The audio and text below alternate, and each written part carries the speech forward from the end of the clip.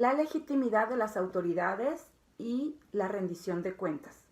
Como viste en otros cursos, la democracia moderna son representativas, es decir, que los ciudadanos eligen a quienes serán sus representantes a la hora de la toma de decisiones. Las autoridades existen para defender los intereses de cada ciudadano. Por eso es que todo servidor público debe tener la legitimidad. Pero bueno, ¿qué significa la palabra legitimidad? En primer lugar, es lo que hace conforme, es todo aquello que se hace conforme a derecho, pero también es aquello que se hace justo y razonable. Lo primero que tienes que saber para saber si una autoridad es legítima es si llevó a cabo todo el proceso que es necesario para que esa autoridad tome esa posición. Es decir, si pasó por todo este proceso de elecciones, si hubo campañas, si fueron campañas limpias y transparentes, si la gente tuvo la oportunidad de elegirlo como candidato y posteriormente ganó el voto de la mayoría del pueblo y de esa manera llegó a ocupar ese cargo. Que no haya sido por nepotismo o por corrupción, sino que realmente esta persona que está ocupando este cargo esté ahí porque fue la decisión de la mayoría del pueblo. En el caso de los jueces es de manera diferente porque este no es por medio del voto, sino que el juez tiene que tener los estudios necesarios, es decir, que sea licenciado en Derecho primeramente. Número 2, que haya pasado ciertos exámenes, que los haya aprobado para que pueda ser juez y pueda ocupar ese cargo de una manera legítima. La diferencia entre los gobernantes, los senadores, los diputados y los jueces es que a los primeros los elegimos nosotros, pero los jueces son puestos mediante varias evaluaciones en las cuales ellos comprueban que tienen las aptitudes necesarias para desempeñar dicha función. Elegir a la persona que te va a representar y que te va a gobernar es un derecho de todos nosotros como ciudadanos. Ahora, todo ciudadano tiene derecho a votar y ser votado. La indígena zapoteca Eufrosina Cruz Mendoza contendió en el 2007 por la presidencia municipal de su pueblo Santa María, Oaxaca, y ganó.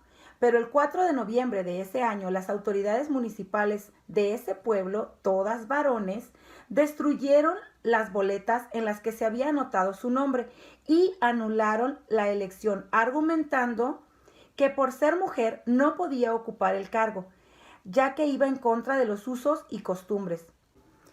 Eufrosina presentó una queja ante la Comisión Nacional de los Derechos Humanos, en la que expresó que dichas autoridades habían violado sus derechos humanos. La CNDH solicitó información a distintas autoridades, analizó los hechos y las evidencias y observó que sí se habían violado los derechos humanos y la igualdad y a la participación política. Acceso a información y transparencia. ¿Cómo podemos nosotros asegurarnos de que los gobernantes estén actuando en apego al derecho? Tenemos que tener acceso a la información y transparencia. ¿Qué es eso? Que cada uno de nosotros pueda acceder a la información en cuanto a cómo se gasta el dinero, cuánto dinero se percibe. Principalmente es a eso a lo que nos vamos a abocar. Ahora, nuestra Constitución en el artículo 6 habla acerca de este acceso a la información y transparencia. Número 1. Se protege lo que se refiere a la vida privada y a los datos personales. Número 2. Toda persona, sin tener que acreditar interés alguno o justificar su situación, tiene acceso gratuito a la información pública. Número 3.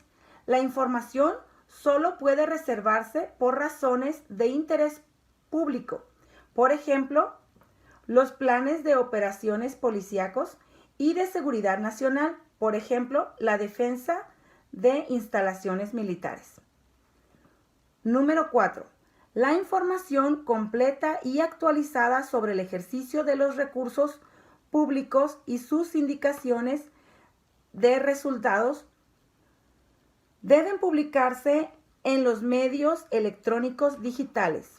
Número 5. La información en posesión de cualquier autoridad u organismo de los 3 poderes, órganos autónomos, partidos políticos, fideicomisos, fondos públicos y de cualquiera que reciba y ejerza recursos públicos o realice actos de autoridad es pública. Y número 6, los documentos en que conste información pública deben preservarse en archivos administrativos actualizados.